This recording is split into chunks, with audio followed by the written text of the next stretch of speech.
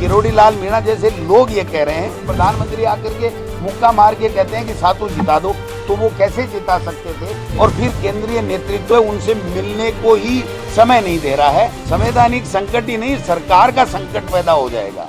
नहीं देखिए, प्रधानमंत्री जी से नहीं, ये जो 7 महीने का जो काम नहीं होने का, उनका अपमान होने की जो कुंठा है, और फिर केंद्रीय नेतृत्व उनसे मिलने को ही समय नहीं दे रहा है, तो ये सारी चीजें मिल गई कि मैं इतना वरिष्ठ आदमी, और इस तरीके से मैंने कांग्रेस सरकार के ऊपर झूठे आरोप लगा लगा के एक परसेप्शन क्रिएट किया था। वो चाहे पेपर लीक का हो, चाहे भ्रष्टाचार का हो, चाहे कानून व्यवस्था का हो, वो एक परसेप्शन बना करके सत्ता तो किरोड़ी लाल जी कह रहे हैं मैं लाया, और मजे दूसरे ले रहे हैं। हमें हमारी पूछ ही नहीं हो रही है, और हमारे काम ही नहीं हो रहे हैं, और हमारी कदर नहीं हो रही है। तो ये सारी चीजें मैं समझता हूँ मिल करके हुई हैं। बाकी तो किरोड़ी लाल मीणा जी बता सकते हैं, लेकिन एक बात मैं कहना चाहता हूँ, ये अगर इस्तीफा उन्होंने दे दिया जैसी खबरें आ रही हैं, तो वो बात के धनी व्यक्ति हैं, और बात के धनी व्यक्ति का गोविंद डोटासरा और कांग्रेस पार्टी हमेशा कदर करती है। किरोड़ी लाल मीणा जैसे लोग ये कह रहे हैं कि 7 सीटें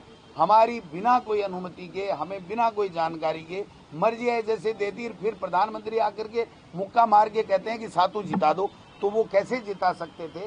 तो मैं समझता हूँ कि ये सारी सवाल हैं।